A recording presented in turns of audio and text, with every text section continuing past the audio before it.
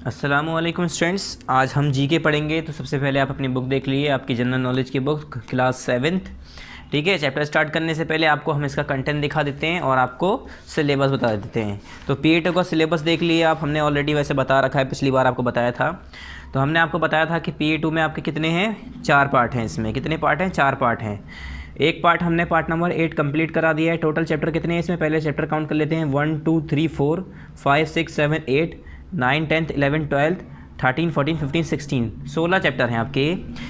कहने को 16 हैं मगर ये बहुत छोटे छोटे हैं, सभी एक एक चैप्टर एक एक पेज का है बिल्कुल ही। तो इसमें ज़्यादा ऐसा नहीं है, जैसे इंग्लिश है, साइंस है, इसके चैप्टर बड़े होते हैं। तो इसमें जो है आपके 4 पार्ट में हमने डिवाइड किया है, जिसमें हमने पार्ट नंबर 8 जो कि आपके ऑलरेडी कंप्लीट करा रखा है हमने।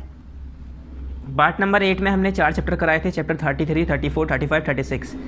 आज हम पढ़ेंगे पार्ट नंबर 9, इसमें पढ़ेंगे चैप्टर 37 38 39 40, 4 चैप्टर इसमें करेंगे। फिर ऐसे ही नेक्स्ट टाइम हम पढ़ेंगे, उसमें हमारा होगा पार्ट 10, इसमें भी 4 चैप्टर हैं। और फिर होगा पार्ट 11, इसमें भी हमारे 4 चैप्टर हैं। तो 4 चैप्टर करके हमने ये 16 चैप्टर्स, मतलब 16 चैप्टर जो है हमारे 4 पार्ट में डिवाइड है। ठीक है, जिसमें हम पार्ट 8 कंप्लीट कर चुके हैं। पार्ट नंबर 8 जो हमारा है, इसमें कंप्लीट कर चुके हैं 4 चैप्टर 36 तक। आज हम पढ़ने जा रहे हैं पार्ट नंबर 8। ये हमारा होगा पेज नंबर 46 से, यानी चैप्टर नंबर 37 से 40 तक। 37 38 39 40 ये 4 चैप्टर हमें कंप्लीट करने हैं। तो स्टार्ट करते हैं। पहले पेज नंबर 46 ओपन कर लिए, चैप्टर हमारा 37, page number 46। Page number 46 start करिए, यहाँ पर ओपन करिए। पेज नंबर हमारा कौन सा है, पेज नंबर है हमारा 46। उसके बाद चैप्टर कौन सा है, चैप्टर 37। यहाँ क्या लिखेंगे आप, पार्ट लिखेंगे। पार्ट कौन सा है हमारा, 9। और यहाँ क्या लिखेंगे, यहाँ आप लिखेंगे डेट। डेट आपको खुद लिखनी होती है, ये आपको जिस दिन, मतलब जिस दिन ये वीडियो यूट्यूब पर अपलोड होती है उस दिन की यहाँ पर आपको डेट लिखनी होती है। तो ये पार्ट 9 चल रहा है हमारा। तो पार्ट 9 की जीके की वीडियो जिस दिन भी अपलोड होगी उस दिन की यहाँ पर आपको क्या कर देना है, डेट लिख देना है, यानी तारीख लिख देना है। चलिए चैप्टर स्टार्ट करते हैं। पहला है हमारा चैप्टर एडवेंचर स्पोर्ट्स। कुछ एडवेंचरस स्पोर्ट्स हैं, कुछ हमारे ऐसे स्पोर्ट्स हैं जो लोग ज़्यादातर करते हैं, जिन्हें एडवेंचर का शौक़ होता है। ठीक है, चलिए अब इसे करते हैं। पहला हमारा यहाँ पर स्टार्ट करते हैं। Many of you know something exciting and daring in sports. ये कह रहे हैं काफ़ी आप लोगों में से कुछ लोग भी वैसे होंगे, या काफ़ी लोग ऐसे होंगे जिन्हें जो है कुछ ना कुछ तो पता ही होगा। क्या, exciting daring in sports. Sports के अंदर कुछ एक्साइटिंग या डेयरिंग आपको ऐसा कुछ पता होगा। ठीक है, यानी कोई ना कोई ऐसा इंसान होता ही है जिसे कुछ स्पोर्ट्स खेलने में या ऐसे स्पोर्ट्स पसंद आते हैं जिसमें कुछ एक्साइटिंग यानी मज़ेदार हो, या कुछ ऐसे स्पोर्ट्स होते हैं जिसमें खतरे की चीज़ हो, जैसे हिल क्लाइंबिंग है, ठीक है, पहाड़ों पर चढ़ना, और फिर पैराशूट या बलून में घूमना। इस तरह के हर किसी के अंदर ऐसा होता है कि हमें एडवेंचर करना चाहिए। ठीक है, मूवीज़ देख के या स्टोरी सुन के उसका मन करता है। तो इसी तरह से जो है हर इंसान जो है एक्साइटिंग रहता है और उसके अंदर कुछ ना कुछ डेयरिंग रहता है। स्पोर्ट्स के अंदर उसे कुछ ना कुछ उसके अंदर मतलब जानकारी होती है। These sports have gain popularity over the past few decades. ये कह रहे हैं ये जो स्पोर्ट्स हैं जिसके बारे में हम बात करने जा रहे हैं, ये जो स्पोर्ट्स हैं ये कुछ पास्ट फ्यू डिकेड से, कुछ सालों से, मतलब कुछ डिकेड्स पुराने की अगर बात करें तब से ही ये पॉपुलर गेम है, पॉपुलर स्पोर्ट्स माने जाते हैं, बहुत ज़्यादा मशहूर स्पोर्ट्स हैं ये। Identify these sports from their descriptions and write their name. ये कह रहे हैं इनके बारे में जो हमने थोड़ा बहुत डिस्क्रिप्शंस लिखा हुआ है, जो यहाँ पर थोड़ा बहुत इसके बारे में बताया गया है, उससे पढ़कर इसे आइडेंटिफाई करिए और इस स्पोर्ट्स का नाम लिखिए। मतलब जिसके बारे में लिखा हो उस स्पोर्ट्स का नाम लिखिए। पहला यहाँ पर है इन दिस स्पोर्ट। फर्स्ट देखिए, फर्स्ट है in this sport a small board is tied to a kite which pulls the surfboard on the water। क्या होता है इसके अंदर, एक स्मॉल बोर्ड जो है, इसमें इस स्पोर्ट में क्या होता है, एक छोटा सा बोर्ड जो पैर में होता है, जैसे आपने देखा होगा पानी के ऊपर एक बोर्ड लेके और क्या करते हैं, सर्फिंग करते हैं लोग बाग। ठीक है, पानी के ऊपर बोर्ड लेके मतलब सिंपल लकड़ी का तख्ता टाइप का होता है, बोर्ड टाइप का होता है, पानी के ऊपर जाते हैं और जैसे हम ज़मीन पे स्केटिंग करते हैं इसी तरह से उस पर वो सर्फिंग करते हैं। तो इसी तरह से एक स्मॉल बोर्ड जो होता है वो जो है पैरों में पहन के लेते हैं लोग बाग और हाथ में, और उसी से क्या करते हैं, वो जो है एक पतंग टाइप की, काइट टाइप की होती है, बड़ी सी। ठीक है, आपने काइट देखी होगी, बड़ी सी त्रिकोणी टाइप की होती है। ठीक है, बड़ी सी काइट होती है, उसके अंदर ऊपर रस्सी से बंधी होती है, जब उसमें हवा लगती है तो वो काइट आगे बढ़ती है।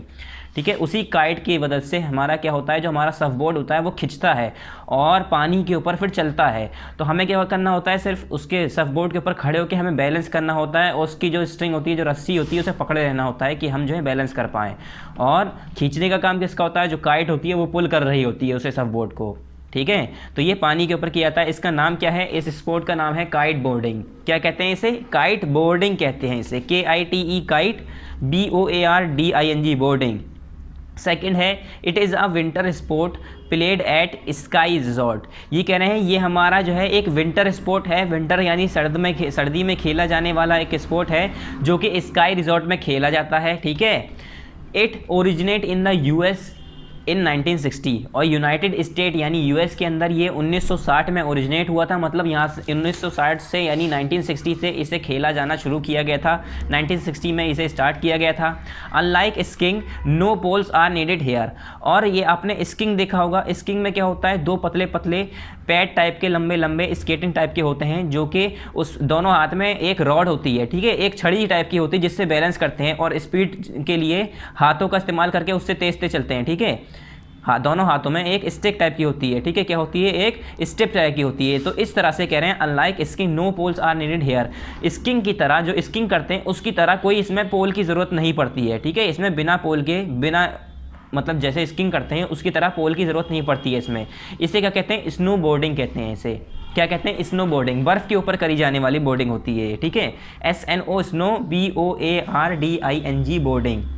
फिर थर्ड है हमारा in this sport a balloon is use which contain hot air beneath it a basket is suspended. इस स्पोर्ट में क्या होता है? ये भी एक स्पोर्ट्स ही मान लिए। वैसे ये भी एक क्या है? एडवेंचरस स्पोर्ट है कह सकते हैं, क्योंकि लोग बाग इसे शौक के लिए अब तो यूज़ करते हैं, घूमने जाते हैं कहीं, ठीक है। तो इस स्पोर्ट में क्या होता है? एक बड़ा सा बलून यानी एक बड़ा सा गुब्बारा जिसे कहते हैं, बड़ा सा बलून होता है वो, ठीक है। काफ़ी मोटे और काफ़ी अच्छे मटेरियल का बना होता है। हमारा जो बलून होते हैं वो रबड़ के होते हैं, इलास्टिक होते हैं, वो नहीं होता है इसमें, ठीक है। इसमें जो है सिंथेटिक मटेरियल यूज़ किया होता है कि ये जल्दी फटे ना, हवा से ख़राब ना हो जाए। तो ये काफ़ी बड़ा बलून होता है। इसमें क्या होता है? Which is contain hot air. इसके अंदर गर्म हवा भरी जाती है। मतलब ऐसा, अब ये नीचे से खुला होता है तो आप ऐसा हवा तो निकल जानी चाहिए, मगर कंटिन्यू इसके ऊपर जो है हवा जा रही होती है, एक गर्म हवा जो है इसके ऊपर लग रही होती है, जिससे ये कंटिन्यू फूला रहता है। और अगर हम उस एयर को कम करते हैं, उस जो हॉट एयर है उसे कम करेंगे तो ये पिचकने लगता है और नीचे आने लगता है, ठीक है। तो हॉट एयर इसके अंदर भरी जाती है जिसकी वजह से ये फूल जाता है और ये हवा में उड़ने लगता है। और beneath it a basket is suspended. और इसके नीचे एक बास्केट यानी टोकरी टाइप की, बड़ा सा एक छबड़ा टाइप का होता है, बास्केट टाइप की होती है, ठीक है, जिसके अंदर इंसान बैठ के इसके अंदर सफ़र करता है यानी उड़ता है। इसे हम कहते हैं हॉट एयर बलूनिंग। क्या कहते हैं इसे हम? Hot air ballooning. Hot air ballooning, HOT hot, AIR air, BALLOONING ballooning. फिर फोर्थ क्या है हमारा? This sport began in late 1970। अगर हम 1970 की बात करें तब ये वाला स्पोर्ट शुरू हुआ था। This gliding sport is done with an aerofoil parachute. इसमें क्या होता है? एक एरोफॉइल पैराशूट होता है, ऐसा लगता है फॉइल की तरह का एक पैराशूट होता है, पतला सा इसमें, ठीक है। Launch from high ground. इसे बहुत ज़्यादा ऊंची हाइट से, क्या बहुत ज़्यादा ऊंची हाइट पर जाके वहाँ से लॉन्च करते हैं, मतलब वहाँ से दौड़ते हुए जाते हैं बहुत हाइट से और फिर वहाँ से जंप करते हैं। फिर वो एयर, अब इतनी हाइट से कूदते हैं तो वहाँ पर एयर इजीली मिल जाती है, ठीक है। तो हवा से फिर वो क्या करने लगते हैं? उड़ने लगते हैं, फ्लाई करने लगते हैं। तो इसे कहते हैं पैराग्लाइडिंग। आपने सुना होगा, ठीक है। क्या कहते हैं इसे? पैराग्लाइडिंग कहते हैं। PARA para GLIDING paragliding. फिर फिफ्थ है it is the fun way of exploring the hilly terrains. ये कह रहे हैं ये बहुत मज़ेदार तरीका है हिली टेरेंस को एक्सप्लोर करने का, मतलब हिली एरियाज़ में घूमने का और उसे देखने का, नज़ारा देखने का। Different types of track like single track, double track, logging roads are use by the adventurous seeker. और जो इसमें एडवेंचरस सीकर होते हैं, जो इसमें एडवेंचरस सीकर्स यानी जो घूमने आए होते हैं, वो डिफरेंट तरह के ट्रैक यानी रास्ते जो है चुनते हैं। एक single track, double track, logging road, अलग अलग तरह के रास्ते चुनते हैं और जो है हिली एरियाज़ में घूमने जाते हैं। इसे हम कहते हैं माउंटेन बाइकिंग। माउंटेन पे बाइकिंग करना यानी पहाड़ी इलाकों में बाइकिंग करना, यानी साइकिल, बाईसाइकिल, ऐसे आपने देखा होगा कभी डिस्कवरी चैनल पर या यूट्यूब पर आपने वीडियोस देखी होंगी, उसमें माउंटेन्स पर बाइक चला रहे होते हैं और बाइकिंग कर रहे होते हैं या साइकिल चला रहे होते हैं और जो है वो ऊंचाई पर जाते हैं, नीचे मतलब, और काफ़ी ऊंचे एरिया पर पूरा मतलब एरिया कवर करते हैं, पूरा पहाड़, उसमें हिली एरिया जो है वो घूमते हैं। तो इसका मतलब क्या है? सिंपली हिली एरियाज़ को एक्सप्लोर करना, ठीक है। तो इसे क्या कहते हैं? माउंटेन बाइकिंग कहते हैं इसे। सिक्स्थ है हमारा this sport involve walking in natural environment over rocky and uneven terrains. ये कह रहे हैं ये स्पोर्ट्स जो है, ये जो स्पोर्ट्स है इसमें क्या है?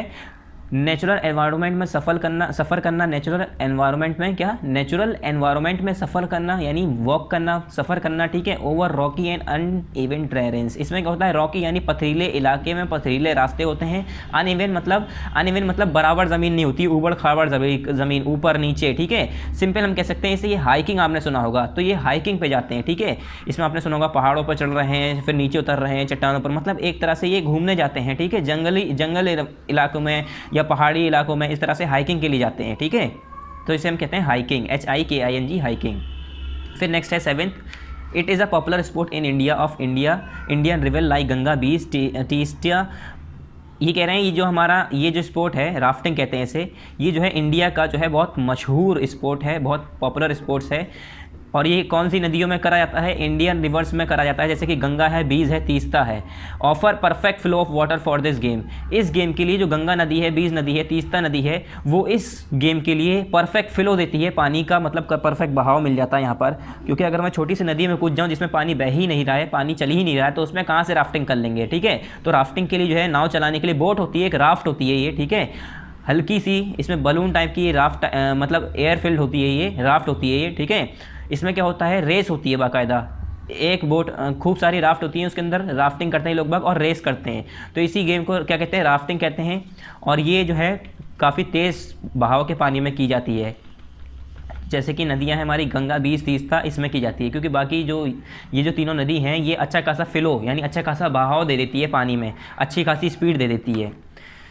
फिर नेक्स्ट है हमारा 8th, this water sport is different from canoeing by the sitting position of the peddler. ये कह रहे हैं ये जो स्पोर्ट्स है देखने में ऐसा लगता है कि कैनोइंग है, कैनोइंग भी एक ऐसे ही स्पोर्ट होता है, उसमें क्या होता है, इसमें भी ऐसी नाव बोट होती है, ठीक है। मगर इसमें जो सिटिंग पोजीशन होती है पैडलर की, जो पैडलर होता है, जो पैडल चलाने वाला होता है, जो इसे बोट को, इस नाव को चलाने वाला होता है, ये डिफरेंट, इसकी बैठने की पोजीशन अलग होती है इसके अंदर। And the number of blade in the paddle, और पैडल के अंदर जो नंबर ऑफ ब्लेड्स होते हैं वो डिफरेंट होते हैं, ठीक है। इसे हम कहते हैं कयाकिंग, इसे हम कैनोइंग नहीं कहते हैं, क्या कहते हैं, कयाकिंग, KAYAKING कयाकिंग। फिर ये हमारा खत्म हो गया एडवेंचर स्पोर्ट्स। नेक्स्ट आया हमारा क्रिकेट फैक्ट।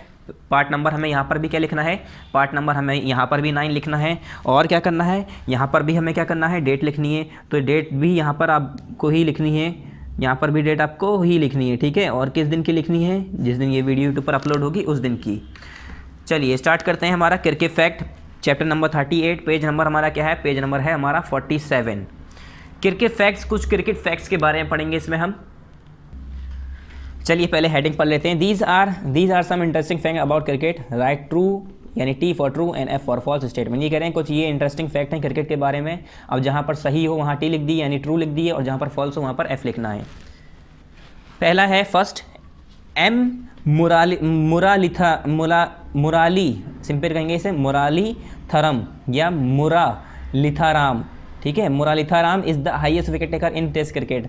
अब तक के सबसे ज़्यादा हाईएस्ट विकेट टेकर जो टेस्ट क्रिकेट में है वो कौन है, मुरालीथाराम। इन्होंने ODI में भी और टेस्ट क्रिकेट में भी सबसे ज़्यादा अभी तक जो है इन्होंने विकेट्स लिए हैं। इनका नाम क्या है, इनका नाम है मुरालीथाराम। तो ये मुरालीथाराम, ये रान है, यहाँ पर राम होगा, M आएगा, ठीक है। तो ये बिल्कुल ट्रू बात है। और ये कहाँ के प्लेयर थे, श्रीलंका के प्लेयर थे, ठीक है, श्रीलंका के प्लेयर थे ये मुरालीथाराम। ये हाईएस्ट विकेट टेकर हैं टेस्ट क्रिकेट के और ODI के, अब तक का इनका रिकॉर्ड है। तो ये क्या है, ये बिल्कुल ट्रू बात है, ठीक है। कहाँ के हैं, श्रीलंका के हैं, तो यहाँ पर ट्रू है ये, तो आप यहाँ पर T लिख दिए।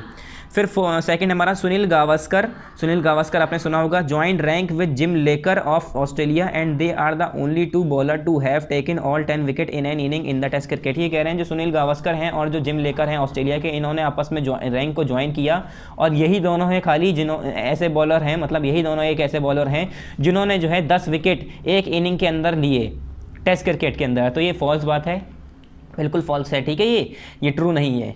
फिर थर्ड क्या है, Vinod Kambli's highest individual score of 365 not out was broken by sir Don Bradman. ये कह रहे हैं जो विनोद कम्बली's का हाईएस्ट इंडिविजुअल स्कोर, इंडिविजुअल मतलब अकेला खुद का स्कोर जो 365 रन का जो विनोद कम्बली का हाईएस्ट इंडिविजुअल रिकॉर्ड है वो नॉट आउट का, मतलब इन्होंने 365 रन मारे थे और नॉट आउट मतलब आउट भी नहीं हुए थे। ये रिकॉर्ड जो तोड़ा था ये सर डॉन ब्रैडमैन ने तोड़ा था। तो ये बिल्कुल गलत बात है, ये फॉल्स है, सर डॉन ब्रैडमैन ने इनका रिकॉर्ड नहीं तोड़ा, ठीक है। फोर्थ है, Yuvraj Singh is the first Indian batsman to hit 6 sixes in an over against England in T20 world cup 2007। आपने ये न्यूज़ तो सुनी होगी, नहीं सुनी होगी तो अब सुन लिए। इंडिया के जो हमारे क्रिकेटर हैं, कौन, युवराज सिंह, यही एक ऐसे क्रिकेटर थे, इंडिया के पहले क्रिकेटर थे, वरना इससे पहले भी एक दो क्रिकेटर रहे हैं मगर इंडिया के नहीं रहे हैं, ठीक है। इंडिया के ये पहले ऐसे क्रिकेटर थे जिन्होंने 6 बॉलों में 6 छक्के मारे थे, यानी एक ओवर में 6 छक्के मारे थे इंग्लैंड के खिलाफ जब T20 वर्ल्ड कप चल रहा था 2007 में। तो इन्होंने 6 छक्के 6 बॉल में मारे थे, तो ये ट्रू बात है, ठीक है। और इंडिया के अंदर युवराज सिंह ने मारे थे, ऐसे ही बाहर के दूसरे भी क्रिकेटर्स थे जो इनसे पहले उन्होंने मतलब 6 छक्के मार चुके हैं वो लोग भी। 5th है, Saurav Ganguly was the first Indian to take a hat trick in the test cricket. ये कह रहे हैं सौरभ गांगुली जो है ये पहले ऐसे इंडियन क्रिकेटर थे जिन्होंने क्या किया, टेस्ट क्रिकेट में जो है हैट्रिक ली थी। तो ये फॉल्स है, पहले इंडियन नहीं थे ये, ठीक है। इनसे पहले भी काफ़ी इंडियन रह चुके हैं। 6th है, Ranjit Singh was the first Indian to score a country century 154 not out against Australia. ये कह रहे हैं रंजीत सिंह जो थे वो पहले इंडियन थे जिन्होंने एक सेंचुरी मारी थी 154 रन की, उसमें अगेंस्ट ऑस्ट्रेलिया, मतलब ऑस्ट्रेलिया के खिलाफ मैच चल रहा था और इंडिया ऑस्ट्रेलिया का मैच चल रहा था। 150 यानी 54 रन मारे थे इन्होंने, यानी 154 मारे थे, और सेंचुरी होती है 100 रन की। तो ये फॉल्स है, ये पहले ऐसे इंडियन नहीं थे जिन्होंने सेंचुरी मारी थी, ठीक है। तो ये क्या है, फॉल्स। 7th है, Garry Sober was nick name iron gloves. ये कह रहे हैं जो गैरी सोबर थे इन्हें आयरन ग्लोव्स के नाम से जाना जाता है because he was a poor wicket keeper in the beginning of his career. क्योंकि वो जो है अपने कैरियर में बहुत ज़्यादा पुअर यानी बेकार विकेट कीपर थे, इसलिए उन्हें आयरन ग्लव्स के नाम से जाना जाता है। इन 1982 he was named Wisden cricketer of the year, और इन्हें फिर 1982 में जो है Wisden cricketer of the year के नाम से इन्हें जाना जाता है। तो ये बताइए, अगर कोई बेकार क्रिकेटर होगा तो उसे क्या कोई अच्छा नाम का इंसान, तो ऐसा नहीं होता है बिल्कुल, ठीक है। इन्हें अगर आयरन ग्लव्स का नाम भी दिया तो पुअर विकेट कीपर थोड़ी ना होंगे ये। कोई अगर विकेट कीपर अच्छा होगा तभी तो उसे दूसरा नाम मिलता है। तो ये क्या है, ये फॉल्स है, ठीक है।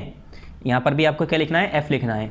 8th है, Sachin Tendulkar holds the record to be the youngest player to have represented India in a test cricket. ये कह रहे हैं सचिन तेंदुलकर जो है अब तक इन्होंने एक रिकॉर्ड बनाया है कि सबसे छोटे प्लेयर रह चुके हैं represented India in a test cricket. मतलब टेस्ट क्रिकेट के अंदर जो इंडिया के प्लेयर सबसे छोटे खेले हैं, मतलब टेस्ट क्रिकेट के अंदर जो सबसे छोटे इंडियन प्लेयर खेले हैं वो अब तक के सचिन तेंदुलकर खेले हैं। इसके बाद जो है इतने छोटे उम्र पर किसी ने टेस्ट क्रिकेट नहीं खेला इंडिया की तरफ से।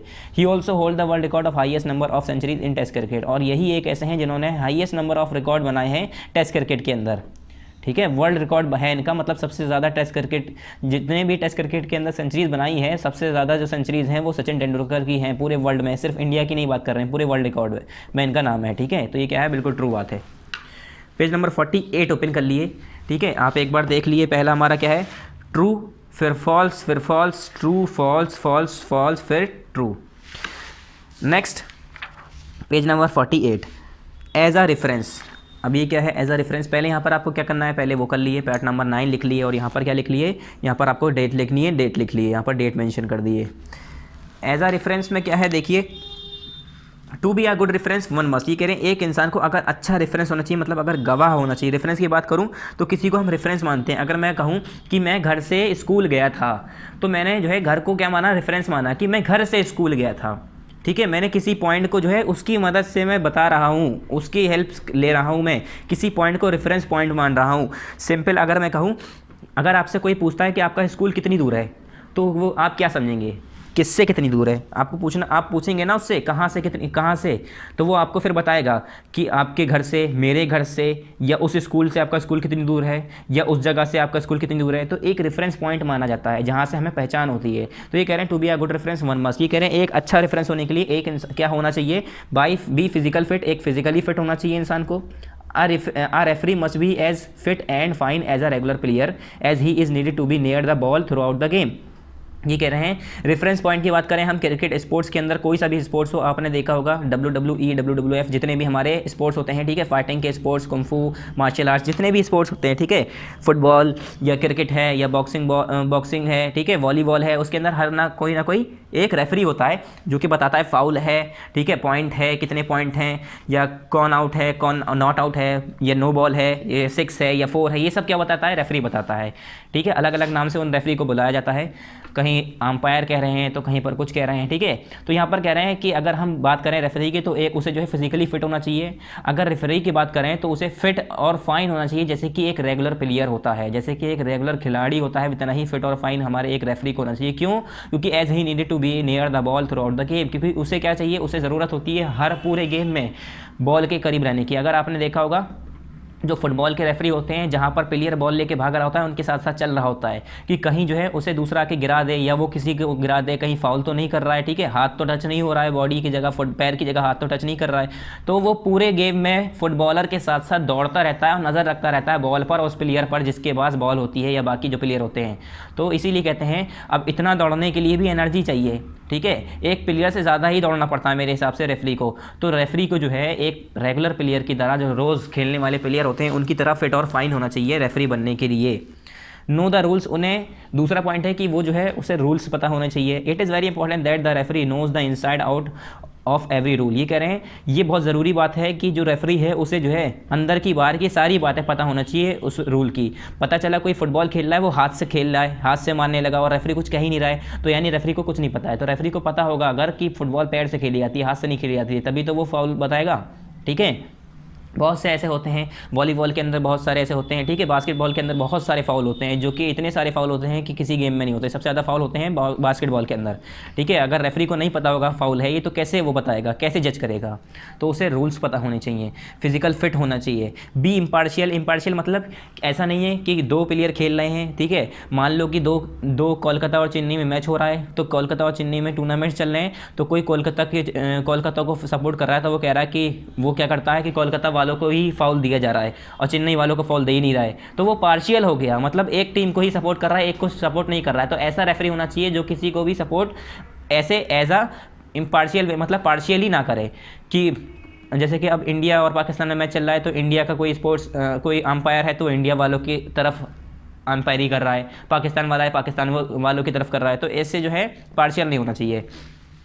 तो लिखा है इम्पार्शियल, उसे इम्पार्शियल होना चाहिए, मतलब दोनों को बराबर, अगर वो आउट है तो उसे भी आउट बताए, वो आउट है तो वो भी आउट बताए, ऐसा नहीं कि नहीं वो आउट नहीं है तुम आउट हो, ठीक है, पार्शियल नहीं होना चाहिए। It is necessary that the referee must never side or seem to side with one team. ये कह रहे हैं ये बहुत ज़रूरी है कि रेफरी जो है उसे ना ही किसी एक के साइड होना चाहिए, ना ही एक किसी भी टीम की तरफ होना चाहिए, ठीक है।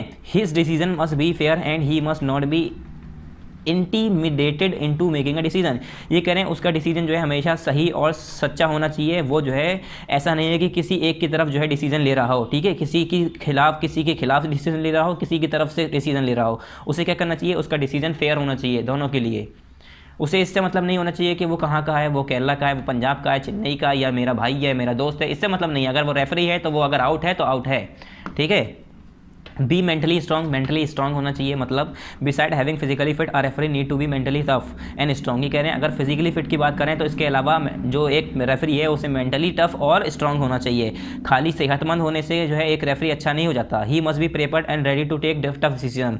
उसके पास वो जो है हमेशा तैयार रहना चाहिए और प्रिपेयर्ड होना चाहिए कि कोई भी टफ डिसीजन आए, कोई भी ऐसा डिसीजन आए तो उसे जो है डिसीजन लेने में कोई परेशानी ना हो, ठीक है, दिमाग होना चाहिए उसके पास। And control the game with an iron hand, और अपने आयरन यानी लोहे के हाथों से, मतलब आयरन हैंड से जो है पूरे गेम को कंट्रोल करके रखे। ऐसा नहीं कि रेफरी है तो वो रेफरी जो है पूरे गेम को कंट्रोल करता है एक तरह से। अगर वो फाउल नहीं देगा तो कोई भी प्लेयर खेलता रहेगा, अगर वो फाउल नहीं बताएगा तो कैसे भी प्लेयर रफ खेलेंगे। रफ मतलब इधर धक्का दे रहे हैं, उसे गिरा रहे हैं, उसे मार दिया, उसे पीट दिया, ठीक है। तो अगर रेफरी बताए कि नहीं फाउल है तो प्लेयर तो ऐसे करना शुरू कर देंगे और फिर बहुत ज़्यादा चीटिंग होंगी। Be able to make spot decision, और स्पॉट डिसीजन मतलब फ़ौरन के फ़ौरन डिसीजन देने के लायक हो, फ़ौरन के फ़ौरन वहाँ पर डिसीजन बना सके। During the game the referee is called on to make spot decision many a time. ये कह रहे हैं कभी कभी गेम में, कभी कभी नहीं मतलब ज़्यादातर गेम में ऐसा होता है रेफरी को फ़ौरन के फ़ौरन जो है ऑन द स्पॉट जो है क्या करना पड़ता है, डिसीजन देने पड़ते हैं। Even not being the correct decision he must stick by it firmly. ये कह रहे हैं चाहे उसने करेक्ट डिसीजन ना दिया हो मगर उसे जो है पूरी तरह से उस पर ही डटे रहना पड़ता है।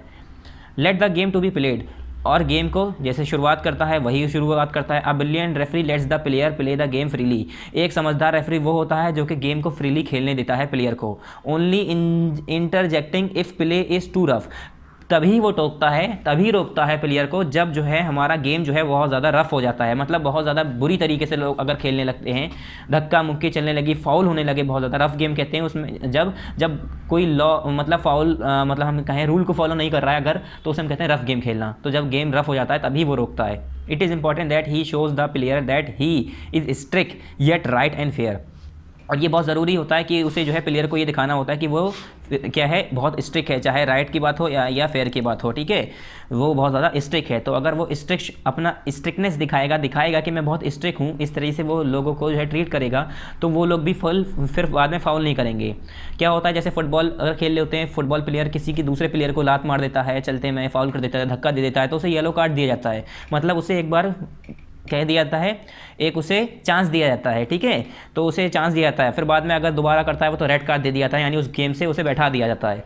तो स्ट्रिक्ट नहीं होगा अगर प्लेयर, तो वो सोचेगा अरे मैं तो मारता रहूँगा तो ये कुछ करेगा नहीं, ठीक है, मैं फॉल कर रहा हूँ, हमारा रेफरी कुछ कह ही नहीं रहा है, तो वो उसे छूट मिल जाएगी, वो सोचेगा रेफरी तो कुछ कह ही नहीं रहा है मुझे, यानी छूट मिल रही है, मैं कर सकता हूँ, तो उसे बहुत ज़्यादा स्ट्रिक्ट होना पड़ता है। इसीलिए लव द गेम, उस गेम को लव करना चाहिए, मतलब most important that you love what you are doing. सबसे पहले बात, आपको अगर कोई भी आप काम कर रहे हैं तो आपको वो काम अच्छा लगना चाहिए, ठीक है। अगर आपको कोई काम पसंद नहीं है तो आप उस काम को नहीं कर पाएंगे। अगर आपको कोई काम में इंटरेस्ट नहीं आ रहा है तो आप बिना मन के वो काम करेंगे और वो सही से काम आप पूरा तरीके से कर नहीं पाएंगे। If the referee begins to treat his work as a job, ये कह रहे हैं अगर रेफरी जो है कोई अपने वर्क को जो है एज अ जॉब बना ले, then he will never be successful, तो वो कभी भी सक्सेसफुल नहीं होगा।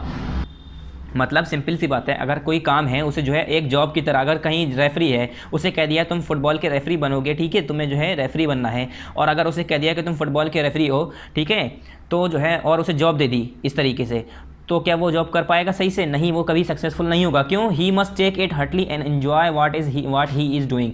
उसे जो है अपने दिल से वो काम करना चाहिए, और उसे जो भी काम करे वो जो है अपने जो भी वो काम कर रहा है उसे एंजॉय करना चाहिए, ठीक है। अगर कोई रेफरी है फुटबॉल, अगर आपने देखा होगा कभी, तो उसमें वो भागता ही रहता है। तो अगर कोई इंसान सोचे ये तो बहुत ही बुरा काम है, मुझे भागना ही है, ये वो, उसे अच्छा नहीं लगे, गिल्टी फील हो, तो क्या करेगा, वो काम नहीं कर पाएगा, सक्सेसफुल नहीं होगा। मगर उसे कोई रेफरी है जैसे एंजॉयमेंट हो रही है, उसे भी अच्छा फील हो रहा है, ठीक है, वो प्लेयर के साथ भाग रहा है, ऐसा लगता है उसे कि वो खेल रहा है, वो भी जो है उनके साथ ही है, ठीक है। तो कोई अगर एंजॉय कर रहा है तो वो उसी में कामयाब हो जाता है, कोई एंजॉय नहीं कर रहा है तो वो काम नहीं कर पाता है। अब यहाँ पर है कैन यू आंसर, तो ये आपके लिए मैंने छोड़ा, ये आपको खुद करना है। यहाँ पर है first, who is the first player to win the world cup both as captain and as a coach.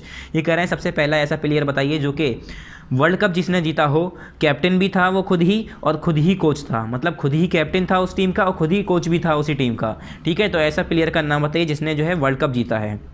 Second, who scored a record 13 goals in the 1958 FIFA world cup. 1958 FIFA world cup यानी जो football का world cup हुआ था उसके अंदर 13 गोल किसने मारे थे, उसका नाम बताना है, ठीक है। Which were the first Asian countries to host the world cup. ये बताइए सबसे पहली ऐसी कौन सी एशिया की कंट्री थी, मतलब जिसमें हम रहते हैं उसमें एशिया में एशियन कंट्री सबसे पहली कौन सी ऐसी थी जिसने जो है वर्ल्ड कप होस्ट कराया था, मतलब जहाँ पर वर्ल्ड कप करवाया गया था। तो ऐसा सबसे पहली फर्स्ट एशियन कंट्री का आपको नाम बताना है, ठीक है। अब नेक्स्ट यहाँ पर देखिए पेज नंबर हमारा 49 है, लास्ट है हमारा पार्ट 9 है यहाँ पर भी। और क्या करना है, यहाँ पर भी आपको क्या करनी है, डेट लिखनी है। तो यहाँ पर अभी आपको डेट मेंशन कर देनी है, ठीक है। ये काम आपका होता है जिस दिन ये वीडियो यूट्यूब पर अपलोड होती है, मतलब अब पार्ट 9 पढ़ रहे हैं हम, तो पार्ट 9 की जिस दिन अपलोड होगी उस दिन यहाँ पर पार्ट 9 की वीडियो जिस दिन अपलोड होगी उस दिन की यहाँ पर अपडेट लिख दिएगा। ट्रेडिशनल स्पोर्ट्स की बात करते हैं, मतलब ट्रेडिशनल स्पोर्ट्स, कुछ ऐसे ट्रेडिशनल स्पोर्ट्स हैं जो कि अलग अलग जगह के अलग अलग ट्रेडिशंस के तौर पर खेले जाते हैं, उसके बारे में हम बात करेंगे। चलिए देखते हैं। Some modern games are the modified forms of traditional sports. ये कह रहे हैं जो हमारे कुछ मॉडर्न गेम्स हैं बच्चों, जो आजकल हम ज़माने में मॉडर्न गेम्स खेलते हैं, फुटबॉल, सॉकर, जो भी कोई सभी गेम है, तो इसी तरीके के हमारे काफ़ी गेम्स ऐसे हैं जो कि पुराने गेम्स से, यानी जो ट्रेडिशनल स्पोर्ट्स थे विद एंशियन ओरिजिन, जिनकी एंशियंट ओरिजिन हुई है, मतलब बहुत पुराने ज़माने में खेला जाता था, उन्हें ही चेंज करके, उन्हें ही बदल के, या उन्हें ही जो है आजकल हम जो है नए नामों से, नए तरीक़ों से खेलते हैं। तो वही कह रहे हैं जो आजकल के मॉडर्न गेम है वही मॉडिफाई फॉर्म में ट्रेडिशनल स्पोर्ट्स को जो है एंशियंट जो ओरिजिन थी जिनकी, उन्हें ट्रेडिशनल स्पोर्ट्स को मॉडिफाई फॉर्म कर दिया है, मॉडिफाइड करके, थोड़ा चेंज करके आजकल के हम गेम खेलते हैं। Identify these games from the description and write correct letter in the box. ये कह रहे हैं अब जो डिस्क्रिप्शन आपको यहाँ पर दिए हुए हैं, जो भी कुछ लिखा हुआ है, इन्हें पढ़िए और इसके करेक्ट लेटर यानी इसका करेक्ट नाम बताइए। पहला है यहाँ पर दिस हॉर्स राइडिंग गेम। क्या है ये, यहाँ पर आपको दिख रहा होगा, ये वाला है इसका। This horse riding game used to be a war game of Ottoman Turk in Iran and Afghanistan. ये ऑटोमन तुर्क यानी जो तुर्किश वाला इलाका है, जो ऑटोमन तुर्क वाला इलाका है, यानी ईरान और अफगानिस्तान की बात करें तो वहाँ पर ये जो है वॉर गेम के तौर पर जो है इसे खेला जाता है। इसमें क्या होता है, घोड़े पर जो है बैठकर जो है एक दूसरे को जो है उनके हाथ में स्टिक होती है, क्या जरीद कहते हैं, इसे जरीद कहते हैं। इसमें जो है जो प्लेयर होते हैं वो अपने घोड़े पर बैठे होते हैं, उनके हाथ में एक स्टिक होती है, ठीक है, लकड़ी टाइप की होती है, जैसे हमारी एक स्टिक होती है वैसे ही स्टिक टाइप की होती है। उससे जो है एक दूसरे के ऊपर हिट करना होता है और उसे गिराना होता है, ठीक है। तो इसे क्या कहते हैं, जैरीड कहते हैं। तो ये सिंपली जो है पहले जैसे कि घोड़े पर बैठ के लड़ाइयाँ होती थी, जंगें होती थी आपस में, ठीक है, वॉर होती थी, इसी तरीके से एज अ वॉर गेम इसे माना जाता है। ऑटोमन तुर्क का वॉर गेम के नाम से जाना जाता है। इसमें तलवारों की जगह स्टिक होती है जिससे एक दूसरे को हिट करना होता है, ठीक है, इसे हम कहते हैं जैरीद। सेकंड है this traditional art of Japanese archery means the way of the बो। अब ये क्या है, ये traditional arts of Japanese archery की बात करें, आर्चरी कहते हैं तीरंदाजी, ठीक है, तीरंदाजी आपने सुना होगा, आर्चरी कहते हैं उसे। तो यहाँ पर ये फोटो दिख रही है आपको, इसमें क्या है, तीरंदाजी का एक स्पोर्ट होता है, निशानेबाजी का स्पोर्ट होता है, ठीक है, ये निशानेबाजी का स्पोर्ट होता है जिसमें जो है तीर कमार को चलाते हैं, इसे हम कहते हैं क्यूडो। क्या कहते हैं इसे, हम क्यूडो कहते हैं। ये कहाँ का है, जापान का स्पोर्ट है, ये जापान का स्पोर्ट्स है। यहाँ पर आपको ये पिक्चर दिख रही होगी। थर्ड है this martial art from Kullu. ये कुल्लू आपने जगह सुनी होगी, कुल्लू जगह है, वहाँ की मार्शल आर्ट है। Get its name from the round piece of wood fix to the head of the arrow. इसका स्पोर्ट्स का नाम है थोड़ा। इसमें क्या होता है, ये जो मार्शल आर्ट है ये जो हमारे कुल्लू से, इसका नाम किससे मिला है, एक राउंड पीस ऑफ वुड जो कि फिक्स होती है हेड ऑफ द एरो। आपने तीर देखा होगा, तीर के आगे एक राउंड पीस का, राउंड का यानी गोल टुकड़ा होता है, किसका, लकड़ी का लगा होता है, एरो के, जो तीर होती है हमारी, ठीक है, एरो जो होती है उसके आगे। तो वहाँ उसी के नाम से ये थोड़ा नाम पड़ा है इसका। क्या पड़ा है, ठोड़ा, यहाँ पर जो आपको ये दिख रहा है, ठीक है। फिर है यहाँ पर this traditional game from south India is played in a small enclosure called Kalari. ये कह रहे हैं ये जो हमारा ट्रेडिशनल गेम है साउथ इंडिया का, ये जो है हमारा एक छोटे से इनक्लोजर में खेला जाता है, जिसका नाम है, जिसे हम कहते हैं कलारी। ये क्या नाम है इसका, इजूथो कलारी, इसे कहते हैं हम इजूथो कलारी, इसका नाम है। फिर हमारा फिफ्थ है it is traditional art of fighting with stick which originate in Kurunji hill of Kerala about 500 year ago. इसका नाम है सिलंबन। ये जो है हमारा 500 साल पहले केरला के पहाड़ियों में खेला जाता था और उसी को फिर बाद में एज अ स्पोर्ट बना दिया गया। इसमें क्या होता है, लकड़ियों से, जैसे तलवारों से लड़ते हैं वैसे लकड़ियाँ होती हैं, लकड़ियों की स्टिक होती है मोटी मोटी, ठीक है, उससे लड़ा जाता है। जहाँ यहाँ पर आपको एक तस्वीर पिक्चर दिख रही होगी, ठीक है, ये वाली, ये स्टिक से लड़ रहे हैं, जैसे तलवारों से लड़ते हैं। तो स्टिक से दो प्लेयर होते हैं, आपस में फाइट करते हैं, इसे हम कहते हैं सिलंबन, ठीक है। कहाँ पर खेला जाता था, केरला के पहाड़ी में खेला जाता था और फिर उससे बाद में स्पोर्ट बना दिया गया। फिर सिक्स्थ है this traditional Indian sport of 12th century means gymnast pole. इसे आप जिम्नास पोल के नाम से जानते होंगे। ये 12वीं सेंचुरी का जो है हमारा क्या है, इंडियन ट्रेडिशनल स्पोर्ट है। इसे हम कहते हैं मलाखम। मलाखम आपने कभी कभी देखा होगा, कोई बड़े बड़े पिलर होते हैं, लकड़ी के जो है पोल लगे होते हैं, उसके ऊपर जो है योगा स्पेशलिस्ट होते हैं, वो ऊपर चढ़ के जाते हैं, फिर हवा में उस पर पैर फंसा कर, हाथ फंसा कर या उसके ऊपर हाथ रख के खड़े हो जाते हैं उल्टा, ठीक है। आपने कभी मूवी टीवीज़ में देखा होगा या ऐसे ही देखा होगा। तो इसमें क्या होता है, योगा करते हैं वो लोग उस पिलर पे खड़े होके, उस पोल पे खड़े होके, ऊंचाई पर जाके हवा में, जैसे यहाँ पर दिखा रहे हैं ये। फिर है हमारा 7 this traditional sport from Malaysia and Philippines is played with a cannon ball on a badminton court. ये जो है हमारा कैनन बॉल से खेली जाती है, बैडमिंटन कोर्ट होता है, जैसे यहाँ पर दिख रहा होगा, ये बैडमिंटन का कोर्ट है, जैसे बैडमिंटन जहाँ पर खेलते हैं, यानी चिड़िया बल्ला जिसे हम कहते हैं, रैकेट। तो बैडमिंटन कोर्ट जो होता है बच्चों, वैसे ही बैडमिंटन कोर्ट पे जो है ये जो है मलेशिया और फिलीपींस में खेला जाने वाला एक स्पोर्ट है। इसमें कैनन बॉल, फुटबॉल की तरह एक छोटी सी बॉल होती है, जैसे हमारी क्या होती है वॉलीबॉल होती है, ऐसी फुटबॉल की साइज़ की छोटी सी बॉल होती है, ठीक है। कैनन बॉल जिसे होती है, हमारे कैनन कहते हैं तोप का गोला जो होता है, उसी की साइज़ का इतनी बड़ी बॉल होती है, बड़ी सी।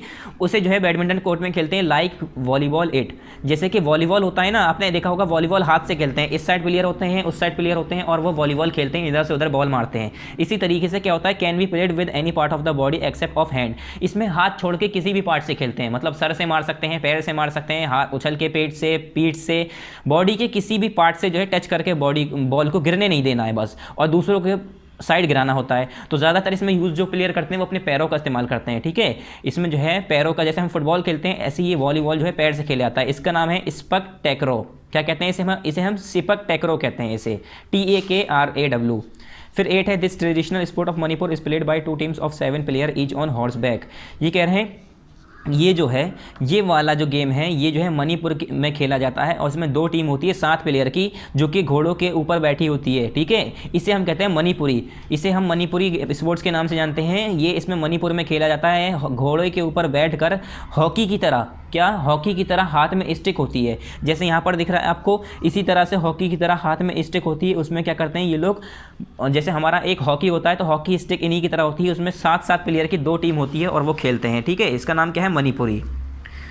चलिए, और ये है हमारा सिलंबन, ये हमने ये है सिलंबन। हमने ये उजुतो कलारी नहीं बताया था, उजुतो कलारी ये वाला है। उजुतो कलारी में भी क्या होता है, तीरंदाजी की तरह ही होता है, डांस फॉर्म है मेनली एक, ये एक डांस का, एक पहले ये इस तरीके का डांस किया जाता था, बाद में इसे एज अ स्पोर्ट्स बता दिया गया। ठीक है, तो यहाँ पर बच्चों हमारा पार्ट नंबर 9 कंप्लीट है। नेक्स्ट पेज पर हमारे ये पार्ट 10 स्टार्ट होंगे। तो यहाँ पर हमारा पार्ट 9 कंप्लीट हो गया और जो डेट है आपको ये मेंशन कर देनी है। अब सबसे पहले इसके कंटेंट पे आ जाइए, हम आपको इसका कंटेंट एक बार और समझा देते हैं। जो आपके चैप्टर PA2 में आ रहे हैं वो देख लेते हैं। तो चलिए इसका कंटेंट ओपन करिए। कंटेंट में देखिए, जैसे कि हमने बताया PA2 में आपके टोटल चैप्टर कितने, 16 चैप्टर हैं। कौन से, 4, 4, 8, 4, 12, 4, 16। कितने पार्ट में हमने इसे डिवाइड किया है, 4 पार्ट में डिवाइड किया है, जिसमें से हमने एक पार्ट पिछली बार पढ़ाया था, पार्ट 8। इसमें हमारे 4 चैप्टर हमने पढ़े थे, चैप्टर 33, 34, 35, 36। आज हम करने जा रहे हैं आज जो हमने करा है वो हमारा है पार्ट नंबर 9। ये भी हमारा कंप्लीट हो गया, तो इस पर भी आप टिक कर दिए। ओके स्टूडेंट्स, ये हमारा कंप्लीट हो गया है। इसमें हमने कितने चैप्टर करे हैं, चैप्टर नंबर 37, 38, 39, 40, यानी 4 चैप्टर इसमें कंप्लीट किए हैं। अब नेक्स्ट हमारे 2 चैप्टर बचे हैं, मतलब 2 पार्ट बचे हैं। इसके अंदर पार्ट 10 के अंदर भी 4 चैप्टर हैं। ठीक है, 41 से 44, और पार्ट 11 के अंदर भी 4 चैप्टर हैं, 45 से 48। तो ये जो चैप्टर्स हैं हमारे, ये जो पार्ट्स हैं हम नेक्स्ट टाइम पढ़ेंगे। जितने हमने कर लिए हैं उसे आप करके तैयार कर लिए। Thank you very much. अस्सलाम वालेकुम।